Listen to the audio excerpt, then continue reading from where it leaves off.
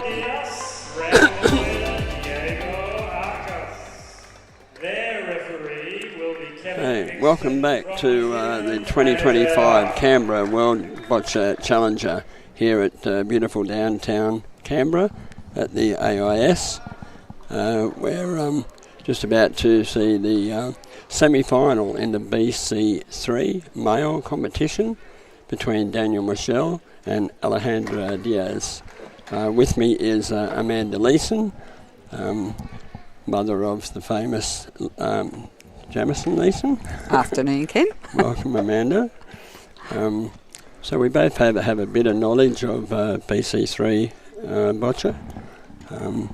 Amanda having ramp operated for her daughter, Jamison, for many years, done very many international competitions, and I've had the privilege of being the coach of the high performance team for many years. So yeah, as I say, we're about to see the first semi-final of the BC3 male competition. So Michel, who is ranked number one in the world at the present time, so obviously he's the number one seed in this competition, and he's playing Alejandro Diaz from Spain, who has a world ranking of 75 and is ranked 5th in this competition. Dan has been playing for many years and successfully won very many medals. Probably the most important one was winning a silver medal at the Paris Paralympics last year. He won a bronze medal in the Tokyo Paralympics. Just starting the 2-minute warm-up here, Ken, on the court we can see. Yep. This is where the players get the opportunity to just run their jacks and their balls down and get a feel for the court, see if there's any little turns in it, as we well know. Yep. But these courts are pretty good here. Very in Australia, some of the best I've seen personally from our experience. Yeah, overseas. Yeah, of all the courts that I've seen, this goes very close, if not the best that we've ever played on. I think the feedback from the players has been about the same as well. They all saying how great they are. Yeah, very good, very positive feedback on the courts. So compliments to the AIS for providing such a great venue and a great floor. Yeah, so they're playing on this Terraflex. That's right. Flooring that we have, which is used in the Paralympic competitions. So it's great to have it based here in Australia, have another flooring of Paralympic standard. It's very rare, if ever, do you play a challenger competition on a Terraflex floor, so Australia have done very well to have a Terraflex floor for this competition.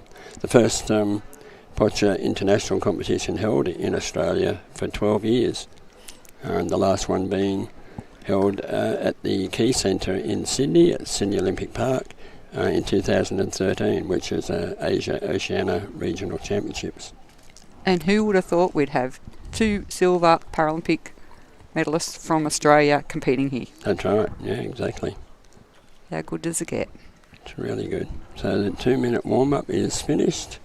They'll now prepare to play the match.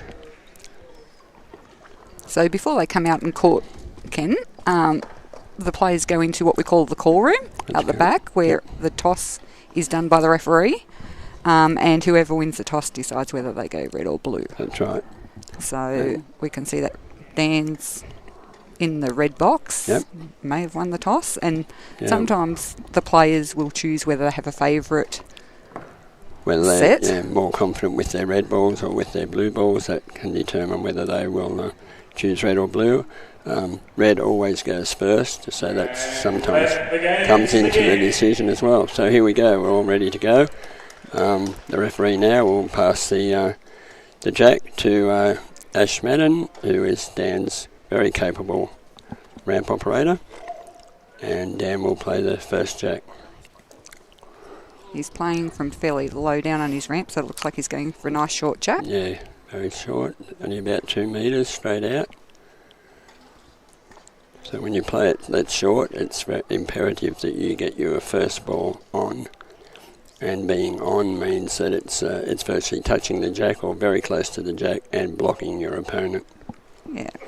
And so one of the advantages of playing a shorter jack, Ken, would be that less room for error for your balls to not roll straight should there be on a bad flooring. Yeah, that's right. And the longer you go, the more chance there are of finding uneven parts of the floor. But yeah, so Dan's great first ball. Yep, perfect. We might have a replay of that. That's to show that it's a perfect first ball. We might just be able to see from the aerial of this next shot coming through, perhaps. Oh, there we go. Perfect. Yeah. They don't get much better than that for a first ball, No. which is what you'd like to start with in the semi. Yep. And with all Dan's experience, that's what you expect from the number one in the world. So how daunting would it be to come up against him in your semi-final, Ken? Yeah, well, Alejandro's played very well in this competition. He's I hear he's new to the BC3. Fairly new. fairly new. Yeah, that's a good knockout. He's moved the Dan's red ball away from the jack, and I think he's opened up the jack for him to be able to draw onto it. Yeah, interesting. Alejandro has only been playing as a BC3 player since for about 18 months. Previously to that, he was a BC4 thrower. Right. So not new to Boccia, but just new to the BC3, the Ramblers. Yeah, so he played for about 2 years as a BC4 back in 2017-18. Right. And then decided to give up Boccia. And then then he was reclassified as a BC3 and came back last year. Okay. And he's done well. This is only his second international competition. I think it also may be a new ramp operator as well. He's only been working with this ramp operator since February. Yeah. But in my chat to them this morning, they've that's a good first ball. Nice and close there to the jack. Alejandro.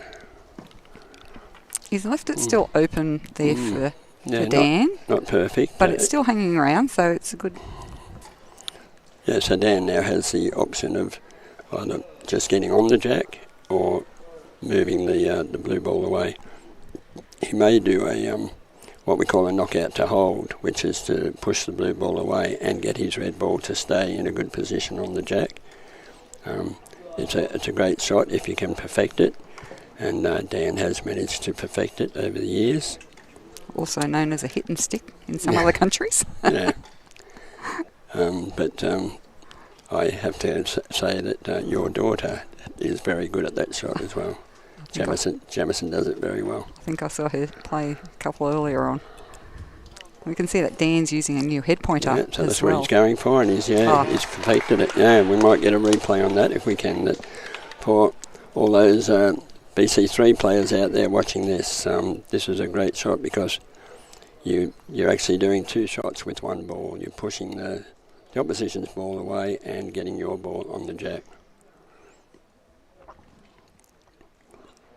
There we go. Perfect. Just got to have exactly the right pace, know exactly where to hit that blue ball, and that all comes with experience and practice. And now the jack is blocked up.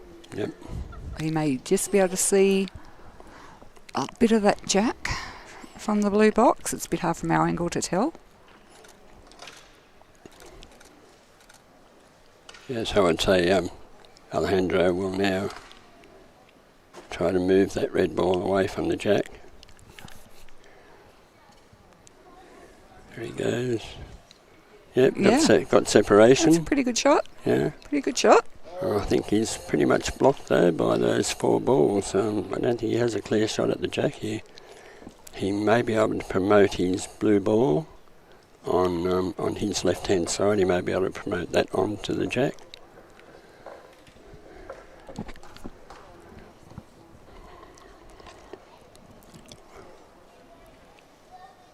So both these players line up the ramp, leaving it on the ground. Some players will bring the front of the ramp up to line it up, but both Dan and Alejandro they leave it on the ground and line it up, just looking through there's a perspex base on the ramp, and with a line on it, and that's what they use to line the ramp up.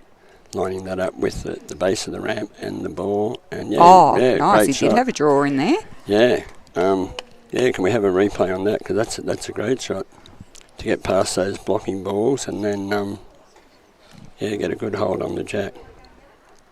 He's probably left a little bit of the jack open for Dan to see, but has to rely on a really straight ball and get it past those blocking balls. We can see that Dan's moved his ramp all the way over to the far side of his box, the outside of his box there. Yep. So it's good to see the players utilising their whole box. That's right, yep. Any up-and-coming BC3 should take notice of that. You need to use the whole box, move the ramp around as much as you can. Yep. But making sure that you keep it within the box and nothing's touching the lines. So there, Dan's... another knockout to hold. Knockout to hold. 2 in one end. Yeah, well done, Daniel. We might have a replay on that if we can. That's another great shot. I'm aware that I'm only doing replays on Dan's shots, but that's not... I'm not favouring Dan. They're just going shot for shot here. He just has played some good shots. The great first end. It is very tight.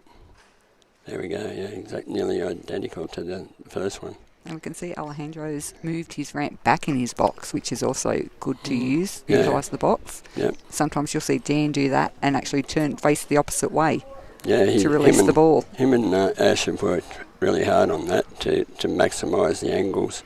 He can move the ramp right to the very back of the box, line it up, and then move back around into the box and facing the other way to push the ball off. Nice jack clip. Yeah, really well done. So that's a great shot. He mustn't have had much jack to aim for, but he's managed to hit it. Yeah, because he was unable to draw onto the jack. He's opted for the jack clip. If you could just see a little bit of that jack and knock it to his one at the back there, so he's closest with his back. I think Dan is... Pretty much, he's come out to have a look to check the length, because when the jack's been moved, he needs to know exactly how far away it is. So he comes out to look how far that jack is away from. So he uses that cross in the middle of the court as a reference, because he knows that that's 5 metres, and then he'll come out and look and see how far short the jack is from that 5 metres. To me, it looks like it's about 4 metres. So he will have worked that out now and check his calibration sheet to see where he needs to put his next ball on the ramp to get it to go to that length. Yep, and we can see that the players are using different pointers to release the balls. Dan's opted for a new style of using one on his head. Yeah, he's just recently changed over to a head pointer. That's beautiful nice. shot. Yeah, well done. Yep. Tiny little bit fast, it hit the jack and bounced back, but it's still a really good hold. Dan's been using a mouth pointer for all the years that he's been playing. I do remember when he very first started, which I'm going back a long time, when he was a young kid. He actually, in his first game, he used a teaspoon in his mouth to push the ball off. Oh, really? His mum was his ramp operator, and that was the only thing they could find for him to push the ball off, and he had a teaspoon in his mouth. Yeah. Born with a silver spoon in his mouth? So he's come a long way since then. Wow. And I've had the pleasure of being able to coach him all those years. And I used to be able to say I taught him everything he knows, but I can't say that anymore. He knows a lot more than what I do, and that's come with experience, you know. And he watches games, against all these opponents over and over, watches what they do, and then learns to copy what they do if they can do a particularly good shot. Okay, so Alejandro's now going to go and knock. Last ball. Yeah. He's moved that blue ball away. Moved the red ball away. I think he was probably hoping to do a knockout to hold then, because he has left a very big scoring circle here. So the scoring circle is the area around the jack, that is the closest blue ball. So the closest blue ball to that jack is about a metre. So Dan has a huge scoring circle here to be able to get some extra points. He's only got one ball to play, so he's holding one at the moment. So maybe just a little bit of inexperience there, Ken. Yeah, possibly. From Alejandro. Yeah. It probably would have been better to just draw on to the back of that red ball and block it up to stop Dan from getting any more points. Yeah. Just be happy to concede the one. Exactly. One's easier to get back than fall. Yeah, well, thankfully he won't get... No. What's Dan doing here? He's going for the long extension. He's going to a knockout, but... He may be going to promote the front red and follow. A front red ball and hopefully follow it in which case he would get 3 points, but not an easy shot. But for Daniel, he should be able to pull it off. Yeah. Does look like that blue ball may be in the road a little bit from our angle, but unlucky there by Dan. Unfortunately, the ball he had to use was one of his hard balls, and that just kept rolling. And it's is out of court. Out the back of the court, but that's okay. But he still managed to get to... that's why he made that shot, sorry, because he only had a hard ball left. So to try and draw that hard ball... He still has another ball. Has he? Yes. Sorry, I looked at the screen and it showed that he only had one ball left. Sorry. Yeah. I take that back. There might have been a technical glitch there. There might have been, yeah. Showing up on our screen. So we might have clicked off an extra ball. Sorry, I should have counted them myself instead of relying on the screen. Okay, so that was why he went for that shot, because he had a hard ball. He's promoted. He knew it would have been difficult for him to draw that hard ball. Because when they're really hard like that, you've got to let them go so low down on the ramp and they still just keep rolling. So. And that's why it would have been even more important for Alejandro to maybe just draw onto that red one closest to the jack. Yeah. Okay, so... Great first end there for Australia. Yeah, so that's 3. So the referee will get both players to agree. 3 to red, 3 to red. And, so Dan's ahead by 3 after the first end. So now well played. They get a minute to pick up their balls, then for their coaches to come out and have a few words. Yep. So, Ken, how does it feel to not be out there coaching for a change? I'm okay with it. It would have been more difficult if Luke wasn't, getting so familiar with the game. And I mean, he had nothing to do with Boccia when he came into it as my replacement. But he's doing a great job, and that makes me feel, happy that I've handed it over to somebody who's very competent. Yeah. But I mean, I did it for many years, and I'm happy now to hand it on to somebody else, somebody younger, slightly younger than me. No, he's doing a good job, and you might notice that Alejandro doesn't have a coach, hasn't got a coach to go and talk to him, because his coach is actually his ramp operator. And they've been working together, as I say, since February, and they're doing a good job. He's come a long way with the limited amount of time he's been playing. Oh, to make a semi-final in a World Challenger event. That's right, yeah, done well. And he said in his other international competition he didn't get out of his pool, so there you go. This is the first time he's got out of the pool, so that's good. And in this competition he won 2 games and lost 1 game, so in his 3 pool games. So he's done well to win 2 out of 3, and that's why he finished second in his pool, which means he plays the person that... Yeah, that's a really nice jack. I like that jack. It's short and wide. It's about just over 3 metres long and over to the side of the court. He plays it over to the side of the court to disadvantage his opposition. Because Dan will now have to get the angles in the box to come across the court.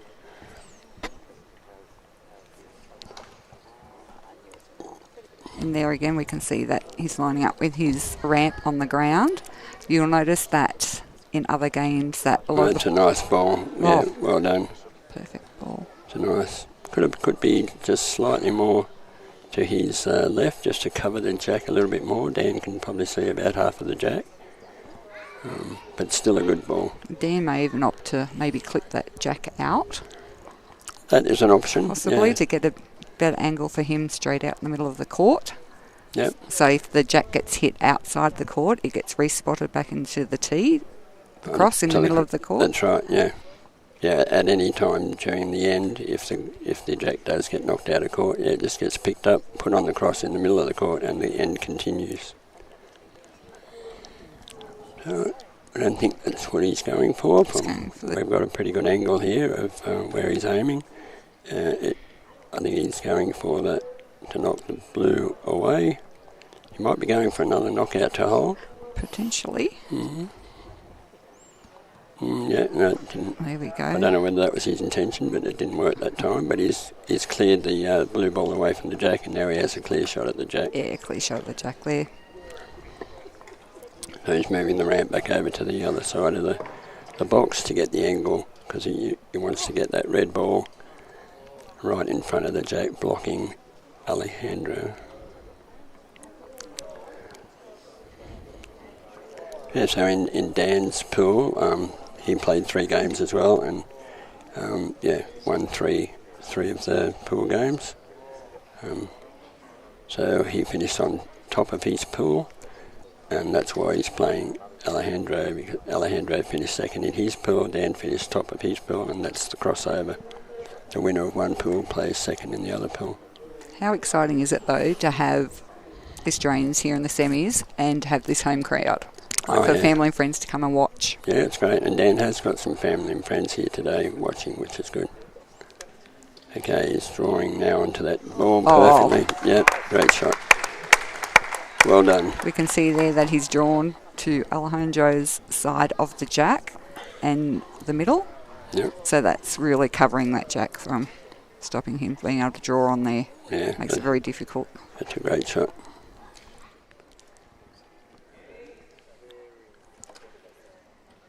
So now Alejandro has the option now of, he's probably just going to have to smash that red ball and try and get separation. The other option is to just push his blue ball back to alongside of the jack. Yeah, it's going from the top of his ramp there. He's going to try and get separation, yeah. But because Dan's red ball was so perfectly placed, it hasn't moved it much and hasn't cleared the jack. But at least he's moved it, which is good. That's his intention, was to get some separation. And now he can see a little bit more of the jack. So Dan's ball that's sitting there, Ken, that's what we call a sticky ball. Super soft. Soft sticky, yeah. Yeah, super soft ball. So that makes it even harder to be able to get off the jack. That's right, yeah. So with these boccia balls, you can have a range of soft up to a rock hard ball.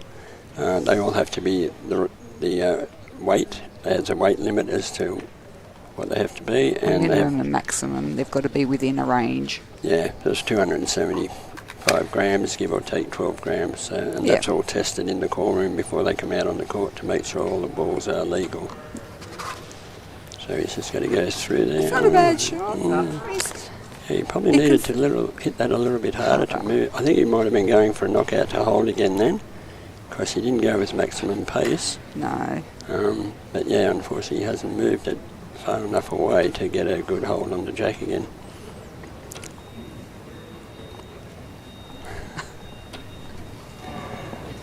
Okay, so now he has the option of pushing it away again, or maybe just trying to squeeze in there. Yeah, you can see about 3/4 of that jack. So now he has 3 balls remaining. Yeah, I'm right this time. Yeah. He's got 1 ball on the court, 2 balls are off the court. And if the ball does go out of court, the referee picks them up and puts them in the dead ball box alongside the court. So I was saying yesterday, Ken, there's a lot of pressure goes on these ramp assistants, these ramp operators. You keep going back to the old one. You used to be called a ramp assistant. Back in my day. There you go, he tried that same shot again, knock out to hold, but he managed to move the red ball away, but unfortunately his blue ball didn't stay there. But he still gets the next shot. Yeah. So the ramp operator is not allowed to communicate with their player. They can't talk. They can't use their hands. That must have been very hard for you, wasn't it? Yeah, no, actually not. Jem was too bossy anyway. Sorry, I'm not allowed to say that, no. No, and they can't turn around. I must say you did a great job as a ramp assistant or ramp operator. Yeah, no, yeah, you can't. From the time the end starts, the ramp operator's not allowed to turn around and face the court, not allowed to communicate at all with the player. It just has to do what the player tells them to do, and they're not allowed to do anything that the player doesn't tell them to do. No.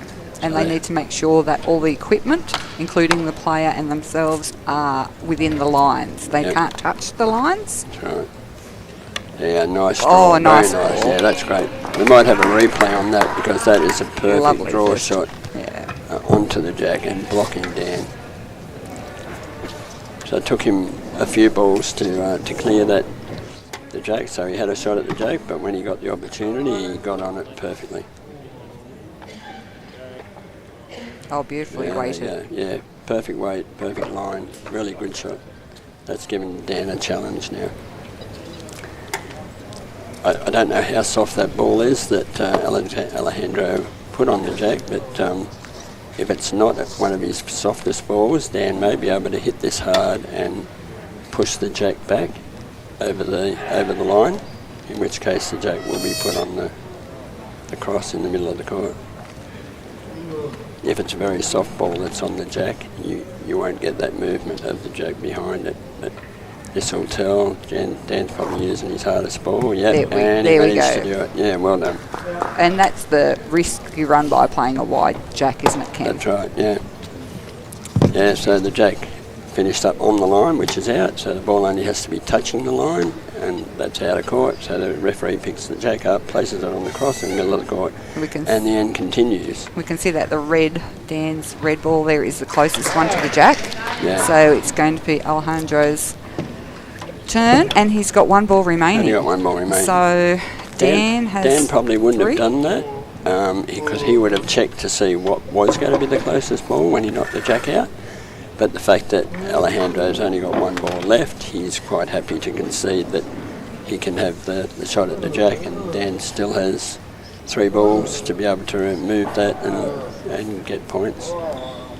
So they're all the decisions that he makes before he plays a shot. And being a good boccia player is like being a good chess player. You need to think more than one shot ahead. Yeah, so there's a lot of tactics involved, isn't there, Ken? You've got to play a shot, but then you've got to think, okay, what can the opposition do with that? That's right, yeah, exactly. So we can see Alejandro says checking his back wheels himself, making sure he's in the box. Yeah. He can ask his ramp operator if his chair is in the box, but the ramp operator can't answer him. No.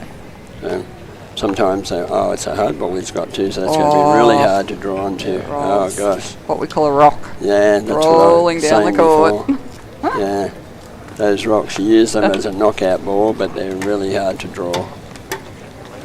Yeah, and that's what's happened there. Dan probably knew that as well before he made that decision. He probably knew that Alejandro only had a rock left, so he knew it was going to be pretty much impossible to draw that onto the jack. So. And most top players would be aware of that, wouldn't they, Ken, when they're playing? They'd be watching what the opposition are playing. Yep. I know personally as a ramp operator, I used to watch what the opposition were playing and from where on their ramp, so I could get an indication of what the head was like behind me. Yeah, that's right, yeah. Even if I couldn't see, you kind of get used to the game. Dan will just draw onto the jack. Just draw. Yeah, perfectly. Well done. I think his red one to the side here may still be in the count as well. Yeah, that's interesting because whether that red ball is on the side of the court is closer than the blue hard ball that Alejandro put down the court. You're right. It could be. Maybe. That could be scoring as well. So that's going to be a hard measure for the referee if he has to measure it. Yeah, very long measure. Very, very long measure. So Dan seems to be coping very well with the new head pointer. Yeah, I was thinking that that would potentially give him better access to the top of his ramp for the double extension. Yeah, it does. Rather than the mouth where he used to put his head back. Yeah, I think the main reason they decided to try it was for time, because with the mouth pointer before and after every shot, Ash would have to put the mouth pointer in his mouth and then take it out after he plays the shot. And it only takes a second, but all those seconds add up. and because these games are timed, they have a limited amount of time to play their balls. Sometimes it's a matter of seconds as to whether you can get that last ball out or not. So. And also for Dan to be able to watch the ball rolling down because his head's not right back. Yeah, that's right. Compared to when he had it in his mouth. In the mouth point. Yeah. Yeah, no, I think it's working well. And they're continually changing their equipment, which is looking good. all the time to improve, to find those, what we used to call the 1%ers, to find those 1%ers just to improve your game slightly. And Dan's forever doing that, just looking for those 1%ers to improve the game. Even though he's number one in the world, he's still looking to improve his game all the time. Oh, look at this. So he tried to knock that back. Yeah, he had a hard ball. He must have felt that blue ball was going to be closer than the red ball, so he's tried to knock that back. Unfortunately, it just glanced off the side of it. Didn't do exactly what he wanted it to do. I'm not quite sure if Dan needs glasses or I need glasses there, Ken. I actually thought the red ball was a fair bit closer. Yeah, well, Dan obviously thought that the blue ball was closer than the red ball on the other side of the court, so he decided to push it back. What he really wanted to do was to push the blue ball back and get his red ball to stay in there. Now the referee asked for the liner to come and help him, because this is going to be a very long measure. They need the old laser measure, Ken. You're not allowed to use the lasers yet. Apparently they use the lasers a lot, and you would know this. Long bowls now, they've brought them out. Yes, they do. Yeah, they haven't brought that in Boccia yet, but that may happen. But at the moment they use the old tape measure when they've got to measure a long distance. I think you're right there. Oh, well, he did push that blue back a bit. Yeah, definitely. I think...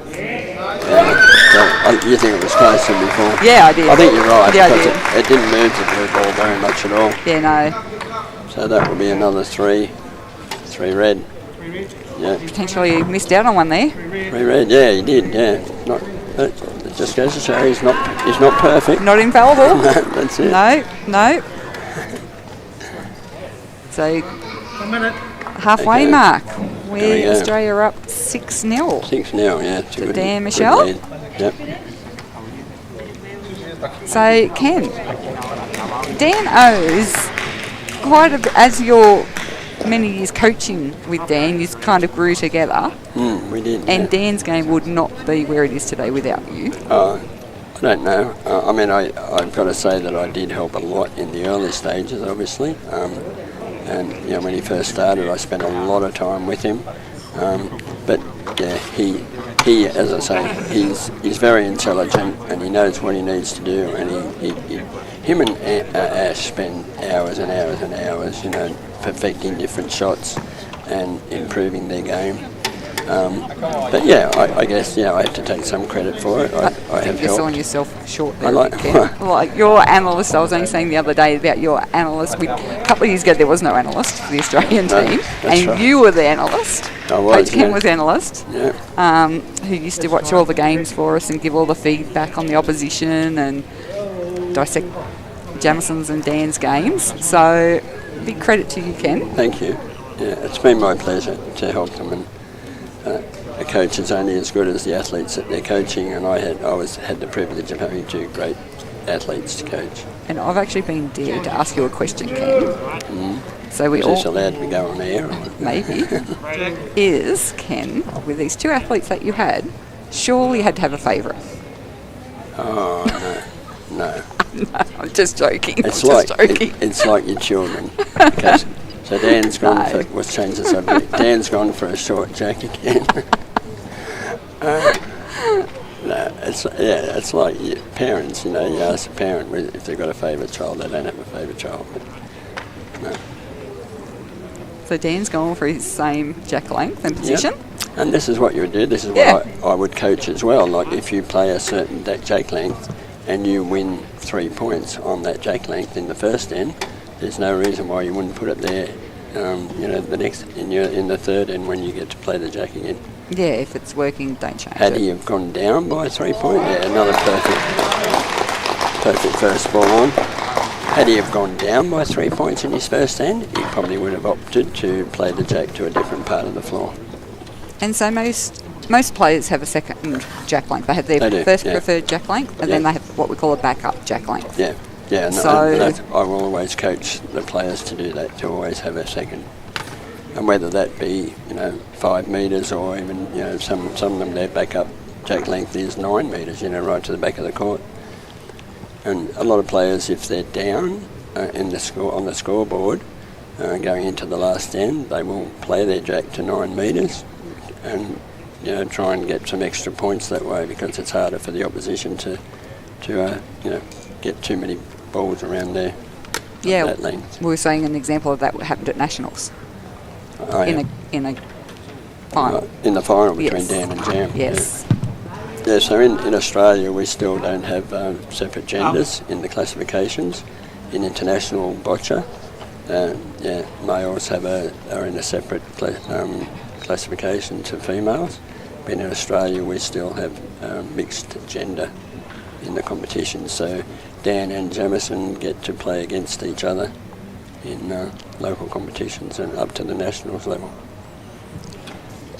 So Alejandro then just got separation, but unfortunately it's the red ball is still blocking him. I think you can see a little bit of the jack, but not enough to get a good hold on it. No, about probably a third of the jack. So at this level there's not much point really, and at this particular time of the game, there's not much point just drawing up alongside the jack to get closer, because it would be then too easy for your opposition just to knock it away. And these World Challenger events, these are a good starting point for a lot of these international competitors, aren't they? To get, just starting or coming through the ranks. Yep. Well, I think we had 25 or 27, I heard two different figures, players that were being classified at this competition before they could play. Yeah, so... Not too bad of a ball there. He's blocked Dan up a little bit. He's pushed it to the side, and he's, as you say, his blue ball has gone back and blocking Dan. So now I don't know how much of the jack he can see. He may choose to just try and get in there on the jack, or he may go to push that red ball away to get a bit more separation. Yeah, if you can draw in there on that jack, it would be a good one for blocking Dan and give Dan a bit of work to do. It would be. It'll be a really good shot if he can do it. To leave his blue ball there blocking, and that's what he's gone for. Oh, yeah, good shot. Nice. Can we have a replay on that? Yeah, that's a really good shot. Yeah. I think he overheard us there. That shows on the screen there. Yeah, that shows really well the position that it's in. So yeah, he had to get past his blue ball and Just get it. Yeah. The right amount of weight just to move that jack. Exactly. Yeah. Exactly the right amount of weight just to push that jack away from the red a bit. Really good shot. Yeah, his weight's been pretty good, hasn't it? Whole game so far. Yep. He must spend a lot of time doing the 3 C's. Calibration, calibration, calibration. So important for BC3 players to get the calibration is where you spend a lot of time checking the balls to make sure that you get them to roll to the exact length you want them to roll to, and to make sure that they roll straight. Most of the really good BC3 players spend hours and hours calibrating. And it's the first thing you do when you go to another country to compete. As soon as you get on those warm-up courts, is calibrate. Calibrate, that's right. So Dan's had to move that blocking blue ball, which he's done successfully, and now he has a shot at either. So he can't push that blue ball through between the jack and the red ball. I don't think there's enough room for him to be able to push that through. So if he can see some of the jack, his option will be to do a jack clip, what we call a jack clip, which is just to hit the side of the jack and just push it back away from that blue ball. I think you may be able to see a tiny bit of that jack. It's a bit hard from our angle. It looks like he might be able to. And for all those players out there at home watching and think calibration is overrated, you need to watch these guys. Yeah, that's right. like most sports, you don't get good at it unless you spend lots of time. Oh, no, he's different option. Yeah, Just decide he to must- open it up instead. Yeah, he mustn't have had enough jack to aim for, so he's just decided to split it up. And yeah, looking at the screen now, he's opened the jack up, so he has a clear shot at the jack now.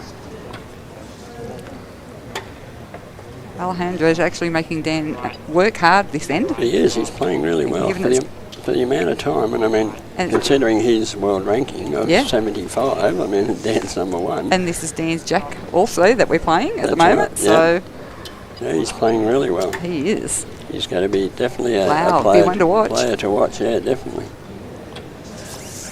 It's great to see. So now Dan has to work out how far that jack is now, because the jack has moved back quite a distance from where he first placed it. So he's got to work out how far it's moved back and make that adjustment in his calibration to make sure that he gets this next ball that he's playing to position exactly on the jack. See Dan kind of changing his mind there, talking to Ash. He does that a bit during a indecisive. game. Yeah. Okay, there he goes, and he's done it. Yeah. Pulled up just a little bit short, but still holding well. And that's kind of Dan second guessing there is just an indication of he's thinking ahead to what Alejandro may play and then what he may have to do after that, That's right. given he's only got 2 balls left. Yep. So, yeah. Yeah, so Alejandro still has 3 balls to play, so Dan has to be very strategic in what he does.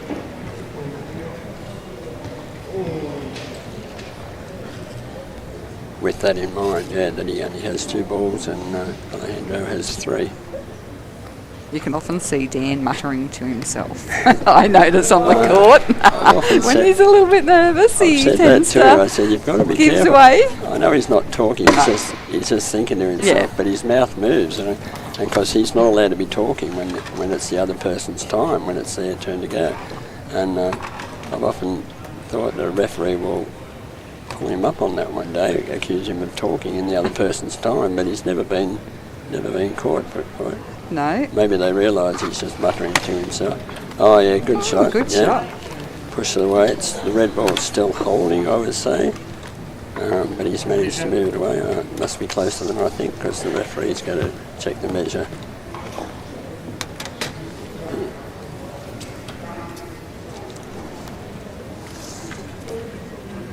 Very close.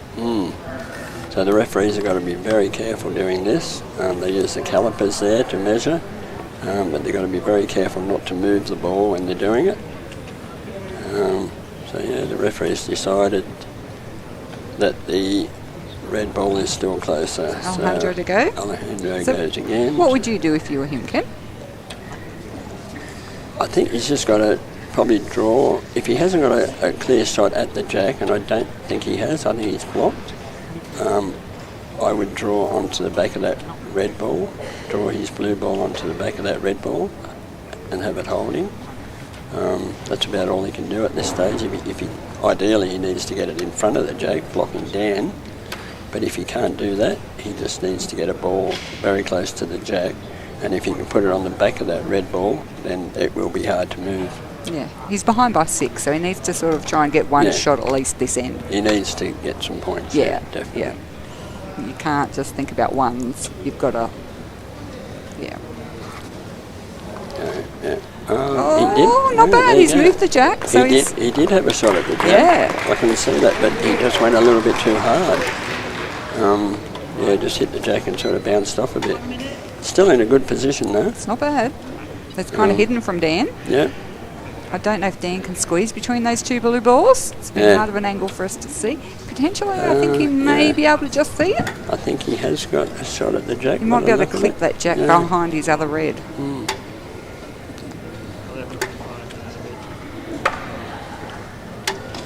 So Dan's got 2 balls to play. Alejandro's got 1.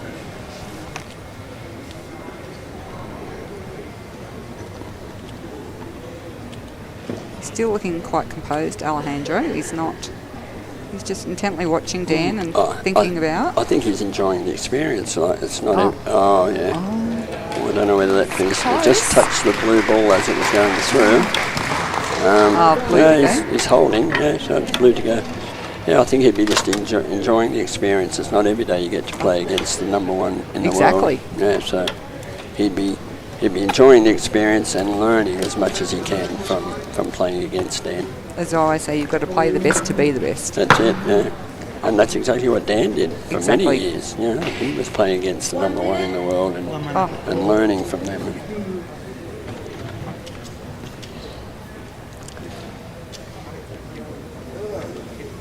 So now Alejandro, if he's got a shot at his blue ball, which he should have, he would just try and push that in onto the jack and hopefully stay behind it. It's always an advantage if you're pushing a ball up to get the ball that you're using to push up to stay behind it, so you've got that double blocking. Running out of time, is he? Yeah, he's under 30 seconds. Oh, he's got it out. Yeah, that's exactly what he did. Great shot. And his ball bounced back and it's protecting it a bit, so Dan now hasn't got a shot at pushing that blue ball away. He may have a shot at pushing his red ball up. But yeah, it's a nice tight end, and I've got to say, yeah. It's been a great game so far. Yeah. The scoreline is not indicating the true closeness of the game. Been. That's right, yeah. Dan's gone for the double extension. I mean, Dan has won some of his other games in this competition. He won one game 20-0. Yeah, I actually commentated that game. Oh, did you? I did. There you go. Yeah, I think he had 20-0 and a 12-0. So yeah, he's won some of the games easily. But Alejandro's given him a run for his money here. There we go. Oh. Yeah. I think we need a replay on that one. That's a great shot. Knocked it up and rolled over. There's not much you can do about that. That was So yeah, that gave him 2 points. experience on Dan's behalf there came into play. A lot of players would only have been able to push the red ball up and get 1 point Up there. and over. He's put just the right amount of pace on it to get it to roll over and hold.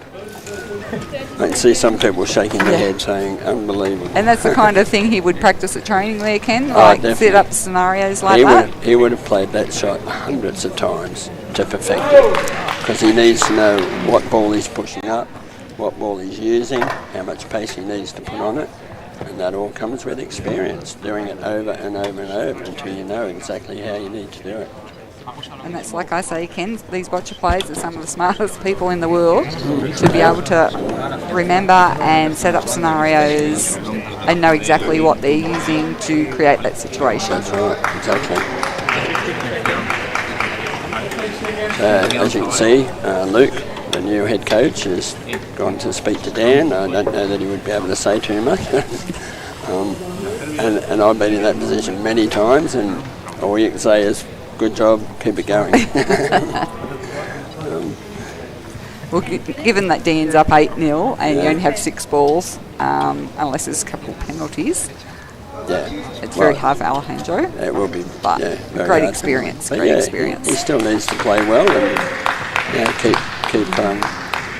keep Dan fighting for the points, which he has done. Hold him accountable. So he's playing the jack in the same position again, which is interesting. Might be a little tiny bit further in. Yeah, he probably hasn't gone as wide this time, because being aware that it got knocked out of court last time. Yeah. I kind of thought he might have gone long, try and pick up points. But might have, yeah, that was an option, but maybe he's not confident of being able to draw his balls onto a long jack. So this will be the test. He needs to get this first ball on perfectly, and yeah, pretty good. Just rolled probably about a half a ball too far to perfectly block Dan. So first thing Dan does is to see how much of the jack he can see, and he can see probably about half the jack on the right hand side, so he's got Ash to move the ramp right over to the right hand side, left hand side as we're looking at it, of the box. To get that angle to push the blue ball away. And Dan's also got a slight advantage having a long-standing partnership with Ash, his ramp operator. That is so important for a ramp player to have a really good, reliable ramp operator. And I've got to say, Ash is one of, if not, the best ramp operator in the world. And that's no mean. Sorry, apart from the person Thanks, I'm Ken. sitting next to. Well, you're not I'm retired. I'm you're not not currently a ramp operator. Exactly. So. I was a ramp assistant, not a ramp operator. Yeah, so that's it right. doesn't Did count. they change that after you finished? Yeah, they did. It was after It you. was just Was it? around the same Okay. time. Right. Yeah. But no, it's so important. Like, it's just so important. Oh, it is, and this- Dan's been very lucky to have Ash for most of his career. Yeah. You know, over 10 years, I believe, Ash has been with him, and she's a coach as well. You know, she thinks about the game and she'll suggest things to Dan. Which is really good. She's passionate about the sport. And as a ramp operator, I used to try and find ways of saving time for Jamison. Yeah. When I was playing with her, so I gave her more time to think about what shot she was going to play or just to line up. Yeah. And that'll come for the Spain guys. Like, Nice. Right. you know, they're only a new partnership, so Yeah. The ramp operator is so important. So important. I used to have a little set routine I used to do after we'd taken the shot that would save time when we had to come back in and take our next shot. Yeah, and that's it. The ramp operators do work out a routine of what they need to do, and the thing is to do it efficiently without rushing. Exactly. Slow is fast, I always told myself. Yeah. Slow is fast. Even if the clock's counting down, you might only have 30 seconds to go to get the next shot out. If you try and rush the procedure, you quite often will end up making a mistake. But you need to do it as efficiently as you can, and as fast as you can without rushing. He's opened it up there nicely. Yeah, so he's pushed that red. There was enough space there to push that red ball through. Now he'll just draw onto the jack. Again, he needs to get it in a good position where it's blocking down. Dan will be thinking, okay, he gets on there, what am I going to do next? Yeah. Depending on where that ball lands. So I notice Alejandro's ramp operator picking the ball up and shaking it then before he puts it on the ramp. And Is that a that's good because, thing? well, some players feel it's an advantage, or just pushed it probably back a bit Too far. Yeah. Because inside these balls, they're a leather ball and they've got plastic beads inside of them, and some heavier beads and some lighter beads, a mixture. And I think sometimes the heavier beads can move to one side of the ball, which can make it, turn as it goes down. And I think by shaking it, they're thinking like we're going to, mix all the beads up again so it's nice and smooth. But, so many people have tried so many different ways of making sure these balls roll straight, and there's a bit of a science to that. Yeah, I was going to say, do you think that could impact what we call the arrow on the ball? Well, part of the calibration is to make sure that the balls go straight, and the nature of these balls... Oh, there we go, it's pushed that through nicely. Pushed that through. The nature of these balls are that you would think having a round ball and putting it on a ramp, when you put it down the ramp it would go straight, but they don't always go straight, and if you turn the ball to a different position, that can make it go left or right or shorter or longer. Drop shorter, yeah, that's right. longer. Yeah, so you get a new set of balls, and to put it down, you need to put each ball down the ramp multiple times to find a position that that the ball will go straight consistently and to a consistent length. And that's over all a few different distances that we have. Yeah, from 2 metres back to 10 metres, which is the length of the court. It can take many days. It can. It can be very frustrating. Yep. And you can get a new ball, and you can try it for hours and hours to try and get it right, and you just can't get it right, and you've just got to, move that aside. Dan's opened that up. He's got a clear view on that jack now. Yep. He'll move the ramp slightly over to get the line on it. And he should just go for the little draw through there, shouldn't he, Ken, and just stay in there? Yeah, he's leaving that short red ball there, blocking Alejandro. Yeah, but and that happens. I noted last year Dan was not happy with his soft, sticky red ball, the first ball that he uses onto the jet, and he went through four new balls before he was happy with one that was consistent. And that's how it can be, isn't it? Because I think Jamson was actually the same. Yeah, Jams had a lot of different balls trying different things, and the majority of these balls come from Korea. They do, yeah. The Victory brand is made in Korea, and they are some of the best balls in the world. So doing nice little draw. little tiny ricochet off the blue. Yeah, use that blue we ball. might have a replay on that. That was a really nicely placed ball. I don't know that he meant to do that little ricochet off the blue, but... one of the best ricochets I've ever seen was when Dan played one over in, I think it was Bahrain, against the South Koreans in a pairs game. Yeah. With his last ball, There you go. when he was blocked up. Yeah, I don't know that I remember that, but... I know he has done some fantastic ricochet shots, and ricochets are one of the hardest shots to play because you've got to know exactly how much of the ball that you're ricocheting off, how much to hit to get it to go on the right angle, and how much speed to put on it. You need to know what type of ball you're ricocheting off as well, because if it's a soft ball or a hard ball, you need to know how much your ball's going to move off it. Exactly. And same thing, practice. It's another training technique out there for all those listening. And that's one of the drills that we do. We do a number of drills. And that's one of the drills that we do, to practice ricochets, along with a lot of the other shots that you need to do in a game. So how many days a week do they train, Ken? 4 usually. So Dan and Jam train at Sydney Olympic Park in Sydney. That ball's gone out. So that was good. Alejandro's cleared that red ball away from the jack. He's got. He now has the option of, how many balls he got there? He's got one left to play. Yeah. So he has the option now of maybe promoting that blue ball back to the jack, or trying to go through between the red and the blue to land on the jack. I don't think he's got the angle to push the blue ball back into a good position. What was I saying before that?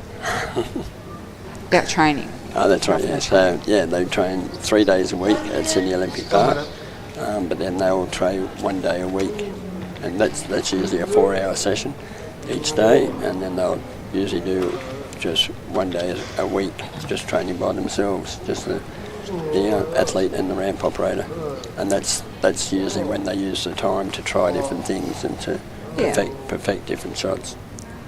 So any up-and-coming boccia players out there, that's sort of what you need to be looking at to be at this level. Exactly. 30 seconds. Yeah. And just watching this game, and I assume the BC3 players that are watching this are watching it so as they will learn. Nearly went the ricochet. Yeah, just caught the blue ball and slowed it down, and didn't get the length. So Dan has opted to throw off now. That's what we call throw off, is when they don't play their remaining balls. That's right. So he's held all in one, and that's enough. He's already won the game, so he's throwing off those remaining 2 balls. Yeah.